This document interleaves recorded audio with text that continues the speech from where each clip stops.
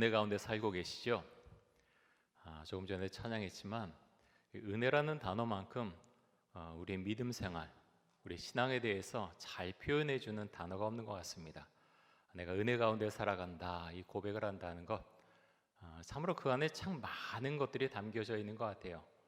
주를 믿으며 살아온 그런 나날들, 또 우리의 마음들, 믿음, 모든 것이 담겨 있는 단어가 은혜가 아닌가 생각이 됩니다. 여러분, 우리는 주님을 믿는 사람들입니다. 예수를 구원자로 고백하고 주님을 나의 인생의 주인으로 선포하면서 살아가는 사람들이죠. 요즘 다니엘 기도회 통해서 우리가 많은 은혜를 받고 있습니다. 간증자들이 참 은혜롭게 자신의 삶에 대해서 간증을 하고 있지요. 그 중에 이제 굉장히 동일한 간증의 내용 중에 하나는 나는 예수를 믿어서 참 기쁘고 행복합니다 하는 간증입니다. 여러분 어떠십니까? 여러분 예수님 믿고 나서 정말 이전의 삶과는 다르게 기쁘고 행복하십니까? 너무 중요한 질문입니다. 목회자인 저에게도 묻는 질문이고요. 주님을 믿으면서 살아온 여러분들에게 정말 핵심적인 그런 질문이라고 할 수 있습니다. 여러분 주님을 믿고 살아오는데 지금 여러분의 삶의 모습 가운데서 정말 예수 믿는 것이 기쁘고 행복하십니까? 마음으로 한번 대답해 보십시오. 너무너무 중요합니다. 그 대답을 할 수 있어야 내가 예수님을 정말 믿고 있구나, 내 안에 성령님께서 함께 하시구나, 하나님의 임재가 나의 삶 가운데 함께 하시구나 하는 것을 고백할 수 있다는 거죠. 만약에 그렇게 혹시 대답할 수 없는 분이 계시다면 주님께 기도하십시오. 주님을 믿고 정말 기쁘게 살고 싶습니다. 기쁨을 주시고 행복을 주시고 성령의 임재하심을 제가 날마다 경험하면서 살게 해주십시오. 그렇게 주 앞에 간절히 기도하시기 바랍니다. 오늘 요한 3서 말씀을 우리가 함께 본문으로 읽었습니다. 요한 3서는 예수님의 제자인 사도 요한이 나이가 아주 많이 들었을 때 가이오라고 하는 사람에게 보낸 개인적인 편지입니다.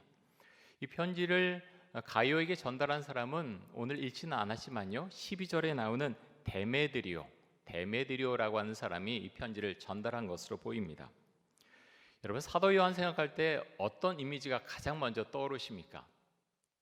여러 가지 이미지가 있겠지만 저는 사도 요한 그러면 사랑이라고 하는 단어가 떠오릅니다.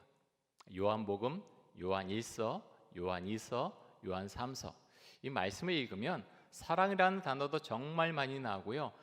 요한은 사랑의 사도구나, 사랑의 사람이구나 하는 것을 알 수가 있습니다. 근데 여러분 요한이 원래 이렇게 사랑이 많은 사람이 아니었습니다. 복음서에 보면 야고보와 요한의 별명이 나오죠. 예수님께서 붙여주신 별명인데요, 그 별명이 무엇인가 하면 보아너게입니다. 보아너게. 이 별명의 뜻이 무엇입니까? 우레의 아들이라는 의미를 갖고 있죠. 우리는 소나기가 이제 올 때 천둥 치는 것을 이제 우레라 그러죠. 어떻습니까? 왜 이런 별명을 붙여주셨을까요? 아주 성품이 우레와 같았다는 겁니다. 아주 불같이 화를 내고 참지 못하고 급하고 그런 성격을 갖고 있었다는 거죠. 복음서에 보면 야고보와 요한의 성격을 알 수 있는 장면이 나오는데요. 예수님과 제자들이 갈릴리에서 예루살렘으로 가다가 사마리아 마을에 들어갔습니다. 근데 사마리아 마을 사람들이 예수님과 제자들을 받아들이지 않았습니다. 그 모습을 보고서 야고보와 요한이 예수님에게 이렇게 말씀을 드리는데요. 누가복음 9장 54절입니다. 제자 야고보와 요한이 이를 보고 이르되 주여 우리가 불을 명하여 하늘로부터 내려 저들을 멸하라 하기를 원하시나이까. 아주 엄청나게 불같지요?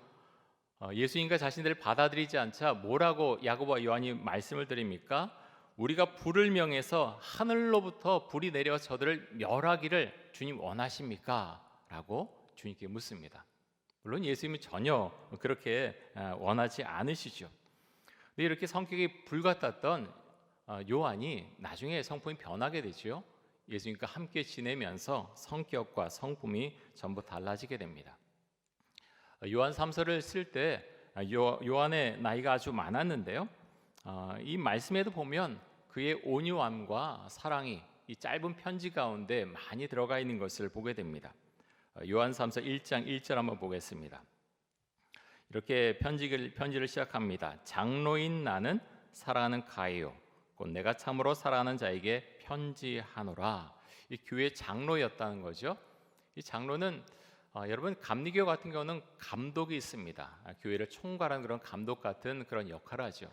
그 정도로 권위가 있었던 사람이 이 시대의 장로가 아닌가 생각이 되는데요.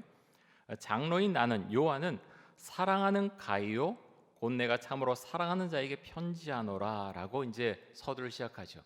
1절인데 사랑이 두 번이나 들어가 있습니다. 나의 사랑하는 가이오 곧 내가 참으로 사랑하는 자에게 편지한다. 이 짧은 그 말이지만 이 안에 가이오라고 하는 인물을 사도 요한이 얼마나 사랑하고 아끼고 또 자랑스러워하는가를 알 수가 있습니다. 그래서 요한은 가이오를 이렇게 축복을 하는데요. 2절 말씀 보겠습니다.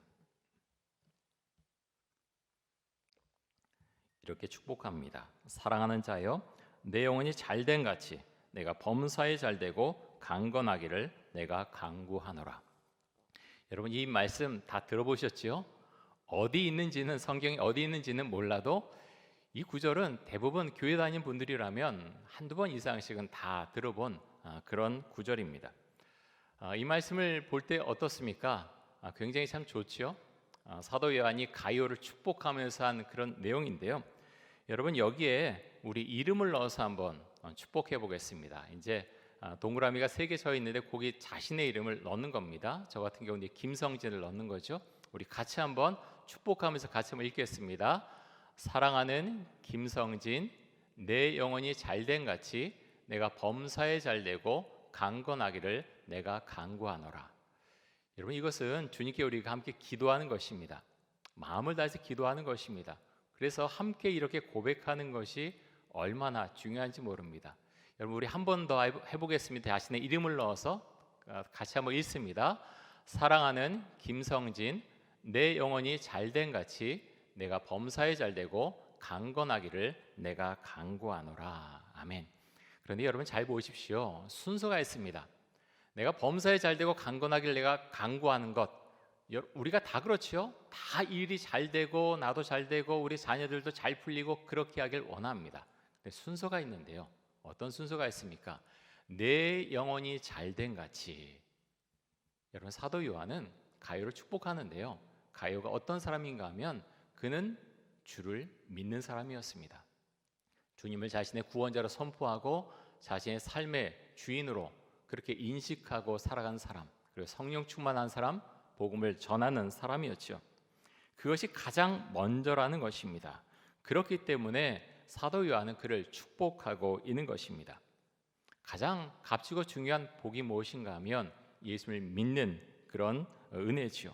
예수를 믿고 구원을 받는 것, 그것이 가장 큰 복입니다. 근데 세상에는 그렇지 않은 사람들이 많이 있죠.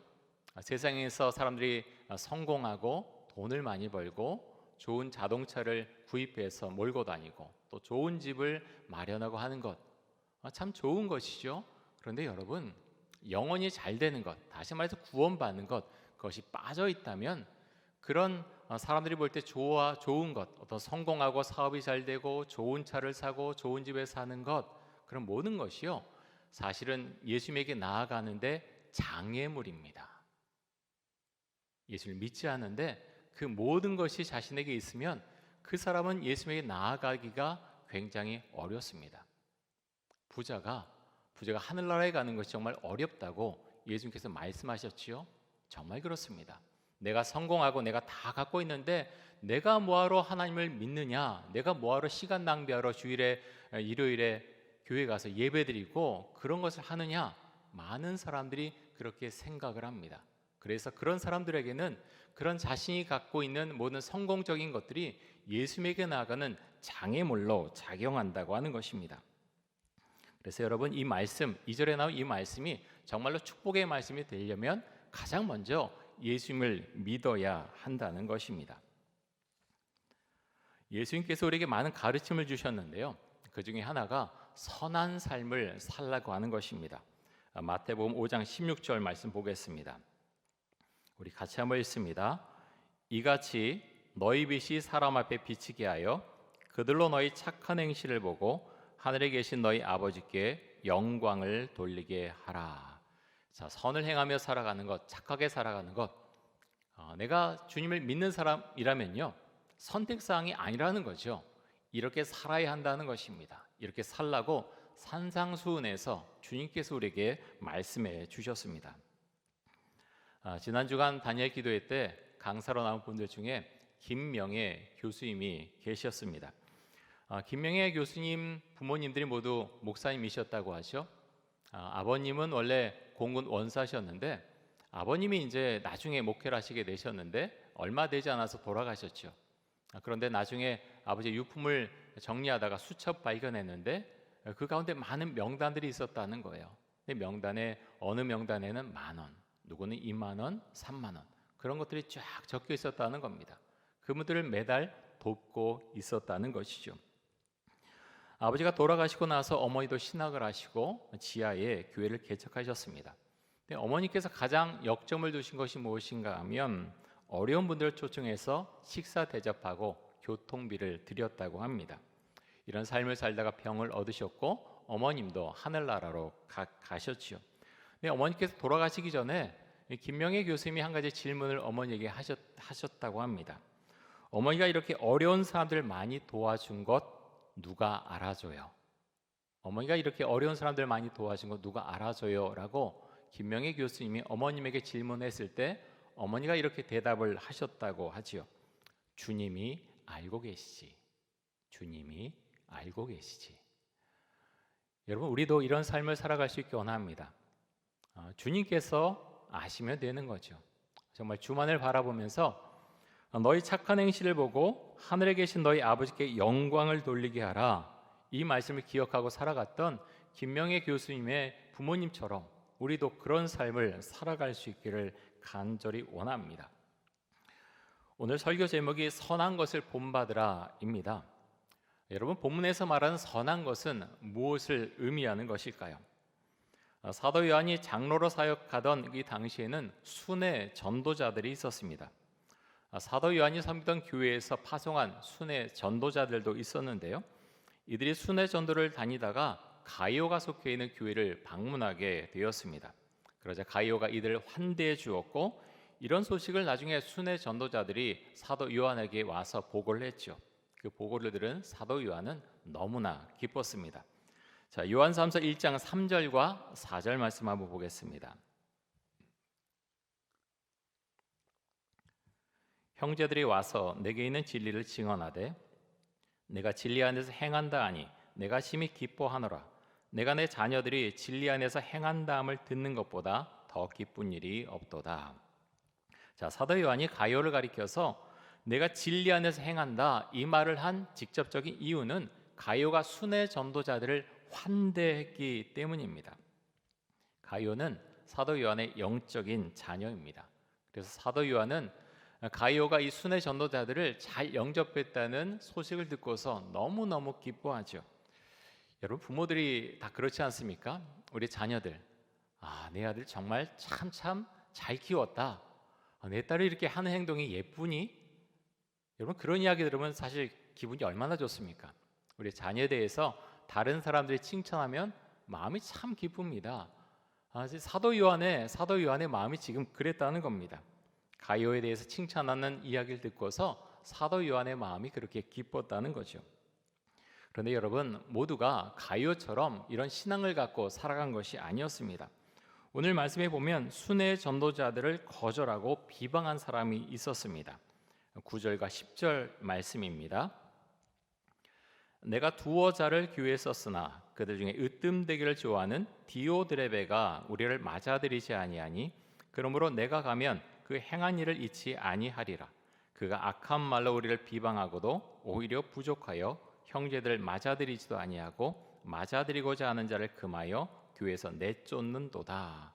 디오드레베라고 한 이 사람은 교회에서 으뜸되기를 좋아하는 사람이었습니다. 다시 말하면 교만한 사람이었고 교회를 장악하려고 하는 사람이었다고 하는 거죠. 그는 영향력을 교회 안에서 행사했지만 좋은 영향력이 아니라 악한 영향력을 행사했습니다. 순회 전도자를 교회 들이지도 못하게 하고 순회 전도자를 영접하는 사람들을 교회에서 내쫓기까지 하는 사람이었죠. 사도 요한은 디오드레베가 행한 일을 잊지 않겠다라고 말합니다. 그러면서 사도 요한은 이런 악한 것을 본받지 말고 선한 것을 본받으라고 권면하죠. 11절 말씀입니다. 사랑하는 자여, 악한 것을 본받지 말고 선한 것을 본받으라. 선을 행하는 자는 하나님께 속하고 악을 행하는 자는 하나님을 배우지 못하느니라. 여러분, 선을 행하는 자는 하나님께 속한 자입니다. 하지만 악을 행하는 자는 뭐라고 말씀합니까? 하나님을 배우지 못하느니라. 교회 안에 있어도 악을 행하는 사람이 있다면 그 사람은 하나님을 알지 못하는 사람이고 예수님과 교제하지 못하는 사람이다라는 점을 분명히 하고 있습니다. 여기서 말하는 선한 것은 무엇을 말합니까? 직접적으로는 순회 전도자들을 환대한 것, 그것을 말하고 있습니다. 여러분, 순회 전도자들이 어떤 일을 했습니까? 복음을 전했습니다. 가는 곳마다 복음을 전했습니다. 이런 사람들을 환대한다고 하는 것은 주님께서 기뻐하시는 일이죠. 또 8절에 보면 이렇게 말씀하고 있는데요. 그러므로 우리가 이 같은 자를 영접하는 것이 마땅하니 이는 우리로 진리를 위하여 함께 일하는 자가 되게 하려 함이라. 이 같은 자들이 어떤 자들입니까? 순회 전도자들을 말하고 있습니다. 순회 전도자들을 우리가 영접하는 것이 마땅하다. 그렇게 할 때 어떤 일이 일어납니까? 우리로 진리를 위하여 함께 일하는 자가 되게 하려 함이라. 진리를 위해서 함께 일하는 자가 된다는 것입니다. 여러분, 우리도 선교사들을 돕고 있지 않습니까? 우리가 이제 여러분이 낸 헌금, 또 바울 선교회나 또 목장교회나 교회 낸 선교헌금 통해서 선교사들을 매달 돕고 있습니다. 또 교회를 돕고 있죠. 그렇게 선교사들을 기억하고 기도하고 또 물질적으로 후원해 줄 때 이 말씀에 의하면 진리를 위해서 함께 일하는 자가 된다라고 말씀하고 있습니다. 우리가 이 말씀을 꼭 기억할 수 있기 원합니다. 우리가 해외 나가서 직접적으로 그렇게 복음을 전하지 못하지만 그들을 응원하고 그들을 위해서 기도하고 그들을 후원해 줄 때 함께 이 사역에 동참하는 자가 된다라고 성경은 말씀하고 있습니다. 사랑하는 성도 여러분, 선한 것을 우리가 본받을 수 있길 원합니다. 세 가지를 말씀드리고자 합니다. 첫 번째, 가장 먼저 해야 할 선한 행동은 그리스도를 전하는 것입니다. 내 영혼이 잘됨 같이, 여러분 그렇지요? 가장 우선적이고 가장 중요한 것은 복음을 전하는 것입니다. 믿음 가운데 있는 것이죠. 그것이 가장 선한 것입니다. 두 번째, 우리는 선교사들과 생활이 어려운 목회자들을 도와줘야 됩니다. 이런 분들을 도와줄 때 함께 주의 일에 동참하는 자가 된다라고 성경은 말씀하고 있습니다. 그래서 여러분 주변에 정말 도와줘야 되는 선교사님들 계시죠? 또 어려운 목회자들 계시죠? 그분들을 위해서 기도하고 도움의 손길을 주실 수 있기를 바랍니다. 세 번째, 우리는 어렵고 힘든 사람들을 도와야 됩니다. 우리 주변에 있는 어려운 분들 그냥 넘기는 것이 아니라 조그마한 것이라도 그분들에게 선을 베풀고 함께하는 것, 그것이 믿음의 길이라고 하는 것입니다. 또 우리 주변만 보는 것이 아니라 정말 어려운 분들이 세상에 얼마나 많습니까? 굶어 죽어가는 어린이들, 또 아픈 사람들, 그분들 위해서 한 달에 얼마의 후원금을 내서 그분들 도와주는 것, 그것이 정말 주님께서 우리에게 명령하신 그 사명이라고 하는 것을 우리가 기억하고 그 삶을 살아갈 수 있기를 원합니다. 마지막으로 아까 같이 읽었던 말씀 같이 한번 읽고 설교를 마치려고 하는데요. 요한사도서 1장 2절 말씀 다시 한번 보겠습니다. 자, 제가 읽습니다. 사랑하는 자여, 내 영혼이 잘된 같이 내가 범사에 잘되고 강건하기를 내가 간구하노라. 자, 내 영혼이 잘된 같이 여기에 가장 중요한 방점이 찍혀 있다고 하는 것을 우리가 기억할 수 있기 원합니다. 아까 우리를 축복했는데요. 다시 한번 축복하겠습니다. 자신의 이름을 넣어서 주 앞에 기도하는 마음으로 기도로 같이 한번 읽겠습니다. 사랑하는 김성진, 내 영혼이 잘된 같이 내가 범사에 잘되고 강건하기를 간구하노라. 여러분 다시 한번 우리가 이제 읽겠는데요. 이번에는 우리 가족들, 내 사랑하는 자녀, 배우자 이름 넣어서 여러 명 있죠? 그 여러 명 이름을 한번 그렇게 넣어서 대입해서 한번 읽겠습니다. 사랑하는 한은주, 김유민, 내 영혼이 잘된 같이 내가 범사에 잘되고 강건하기를 내가 간구하노라. 여러분, 이렇게 축복문을 우리가 읽고 주 앞에 기도하는 건 참으로 복된 그런 기도입니다. 여러분, 그래서 민수기 6장 말씀도 그렇지요. 대제사장의 아론의 축복문도 그렇고 이 축복문도 마찬가지입니다. 이런 축복문을 우리가 기도할 때 기도하면서 주님, 정말 사도 요한이 가룟에게 주었던 이 축복이 나의 것이 되길 원합니다. 우리 자녀의 것이 되길 원합니다. 나의 배우자의 것이 되길 원합니다. 우리 부모님의 것이 되길 원합니다. 우리가 그 마음을 가지고 기도하면서 주 앞에 나아가고 그 주님과 함께 날마다 주 은혜 가운데 살아갈 수 있기를 간절히 원합니다. 우리 함께 기도하겠습니다. 이 시간 기도할 때 선교사와 또 생활이 어려운 목회자들을 기도와 물질로 돕게 하여 주옵소서. 선한 삶을 살게 하여 주옵소서. 선한 영향력을 세상에 드러내서 주님의 이름을 높여드리게 하여 주옵소서. 함께 동성으로 기도하겠습니다.